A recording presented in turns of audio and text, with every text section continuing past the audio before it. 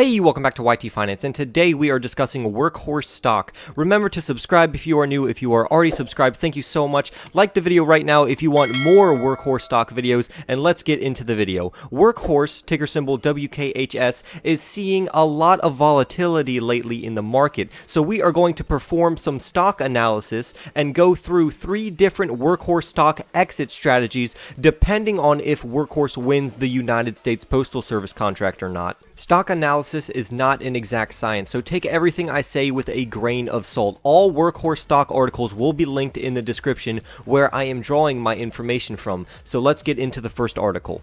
Workhorse's stock dropped to around $20 from the earlier sell-off because people thought Workhorse stock was overbought, but this gives us a great opportunity to invest in Workhorse, especially if you missed the first round of investments. If you have not invested in Workhorse stock previously, or you want to buy more if your portfolio can handle the risk, because again, this is a speculative investment, this pullback could be a great chance to enter or to reinvest in WKHS stock. The sudden rise from $20 to $30 left many investors behind, but because a pullback was obviously coming, this provides another chance for people to invest in Workhorse stock before the United States Postal Service contract winners are announced. With that being said, let's get into the 3 exit strategies for WKHS. This Workhorse stock candle graph is from TD Ameritrade, if you were curious, and let's get into the first exit strategy. Workhorse stock is trending up right now and will level off and trade sideways until the USPS contract winner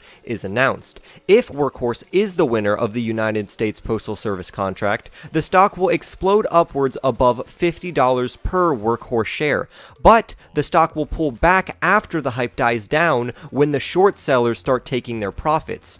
When all is said and done, the stock will rebound to around $36. The $36 mark for WKHS stock is agreed upon by many analysts, and I think it is a very safe, educated guess. Now, knowing this information, here is how you might want to trade and play this. Right now, Workhorse stock is slowly uptrending, which means you should buy or hold for now. Once Workhorse stock reaches over its $50+ peak, then you can sell it right before other investors start selling and taking their profits, which will cause the stock to pull back rapidly. You can then rebuy right after the stock is finished, selling off to make well over a $14 gain per Workhorse stock you own, and you can lock that money away or reinvest again when WKHS stock stabilizes, or you could sell all of your shares and get out depending on if you think Workhorse has good enough technology to hold for over a 10-year period. These Workhorse strategies are going to be hard for some investors to perform, and for others this is just going to be a Monday in the market, but always be careful. In the second strategy, Workhorse loses the United States Postal Service contract, so how should we play this one? Well, it's simple. We just do the opposite of the first strategy in most cases. Workhorse stock could potentially drop well below $18, so as soon as you hear that Workhorse lost the contract, you can sell immediately, or you can hold on to it if you are a long-term investor while the stock plummets. But because every reaction is an overreaction, the stock could bounce back up to $22, then stabilize. So sell before the initial drop when they lost the contract, and then buy back before it bounces back to $22. But again, if you think this company will make it in the long run, it might be best just to hold and take a short-term loss for a long-term gain. At the end of these 3 Workhorse strategies, I'm going to tell you something very important, but first let's talk about the third strategy. Let's say Workhorse wins 25% of the USPS contract. Workhorse stock will rise over $40 until it finds its peak, which will then cause a sell-off.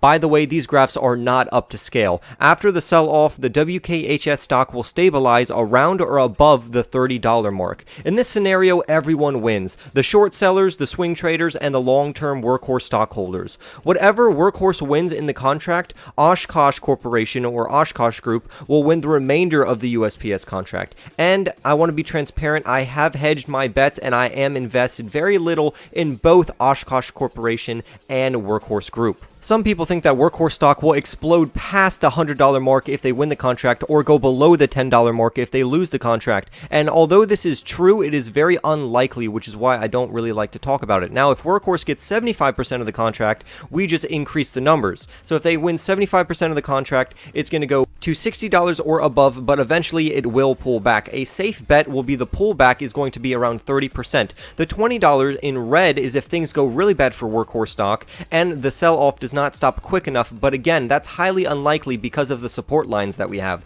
The safest thing to do with Workhorse right now is probably to take half of your portfolio and get profits in right now and wait to jump back in until the United States Postal Service contract is actually announced. Because if they do win, you can just ride the elevator back up with no risk. Remember, I am not a financial advisor, so please do whatever you think is best and logical for you and your portfolio. Lately, we saw a 30% pullback in Workhorse stock, but Workhorse has already rallied back up to around $27, which is most impressive. The sell-off has basically stopped and it will restabilize here shortly, especially since the USPS contract will be announced before the end of the calendar year, most likely in October or November. Listen to this. The author says that we Workhorse investors are coming to a critical old resistance zone, and the principle of polarity says that old ceilings become new floors, which can be bad news for investors, but mostly good. Take this lightly because Workhorse stock is continuing to press on. The reason for WKHS stock's sell-off in the first place was because the USPS contract was not announced in September, and the whole market was correcting, which also included Workhorse stock, so don't be scared, at least for now. Because so many new investors are feeling bullish about Workhorse stock, it's going to create an undercurrent of demand that should cause the $21 zone to provide a support line. This is phenomenal news for anyone who has invested in Workhorse under the $21 price point. Right now, the support zone is between $14 and $15. And that concludes this video. I will see all of you in the next YT video.